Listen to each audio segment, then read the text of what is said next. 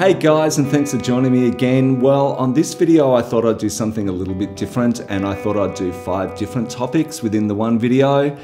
And these are all things that have been on my mind guitar-wise the past few months.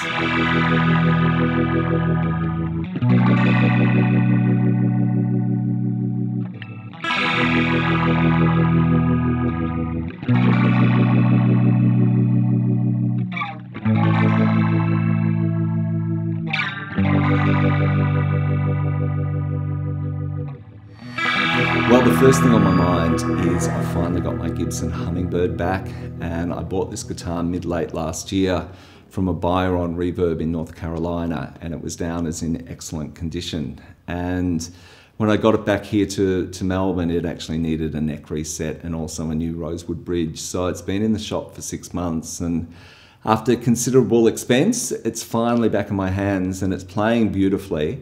But I'm going to do a full review on this guitar. I'm actually going away for the weekend with my girlfriend to the Otways in Victoria, which is a beautiful forest area. Got a lovely Airbnb with an open fire, and I thought I'd take this guitar away and actually shoot a video. Great spot to do a review. So that's going to be the next video to look out for.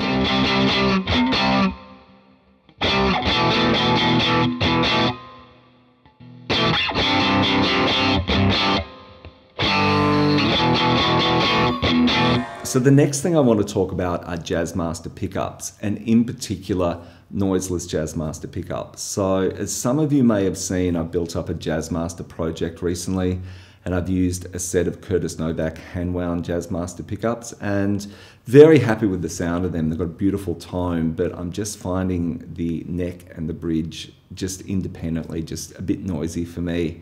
And just having the middle position usable is kind of too much of a one-trick pony for me. So here's a little listen to what they sound like.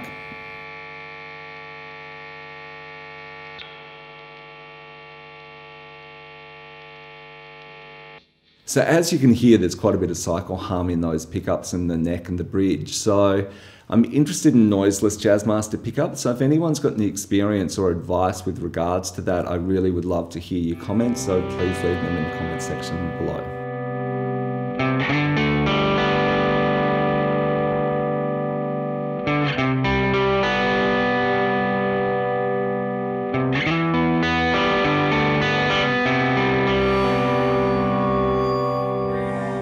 So one of the other things I've wanted to talk about for a while are McPherson carbon guitars. And in February I was in Nashville and visited Gruen Guitars, and Gruen Guitars had these McPherson carbon guitars in stock.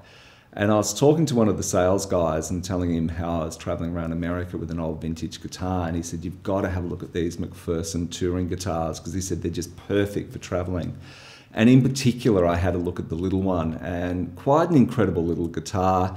Fits into a little soft bag and can go in your overhead luggage, which is amazing. So you don't need to kind of stow it underneath on the plane.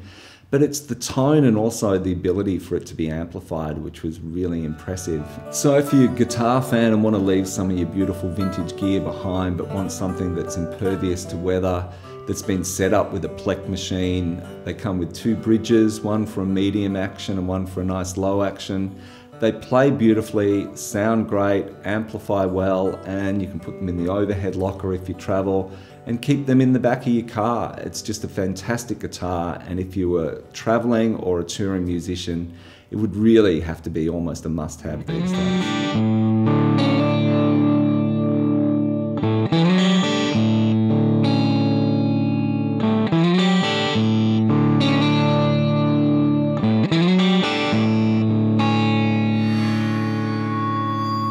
So following on from my last point, while I was in Gruen Guitars and playing a McPherson carbon guitar, the sales assistant handed me a pick, and he handed me a felt pick. And it's one of these things, you can see them kind of skin colored. And I started playing guitar with it and absolutely loved it. Just bought a couple randomly as I was leaving the store, and the more I was traveling and playing with them, the more I liked them.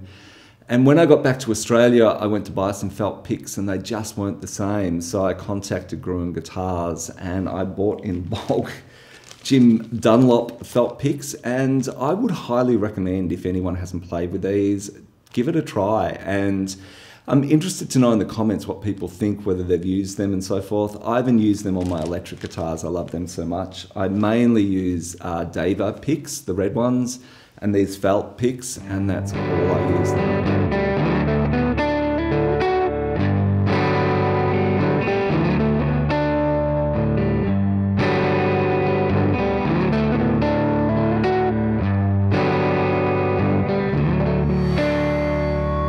And finally, the last thing I want to talk about are microphones, and in particular two that I traveled recently with to the United States.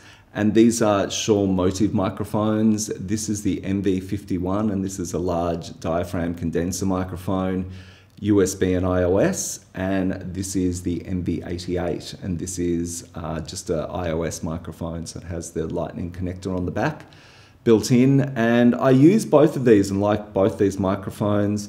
This one in particular, the MV88, I just use it all the time. I'm always using it for songwriting ideas, also Foley, because I'm a filmmaker. It's just the size and the convenience of this thing. I really highly recommend this as a product. This one I like. The quality of it, I don't think it's, they say it's a home studio microphone. I think it's a basic home studio microphone. I used it when I was traveling and I thought it was good for that purpose. If I was going to have a microphone in a studio that didn't cost, you know, an arm and a leg, I would definitely go for an RE20, which is my favorite one. I love doing vocals with that and guitars. Also good for horns and some drums. So that would be my advice for a home studio microphone on a kind of, you know, mid or basic level. So anyway, that's my 5 topics for the week, and thank you for joining me again. If you've got some comments, leave them in the comments section, and I look forward to reading them and seeing you again on another video. Thanks.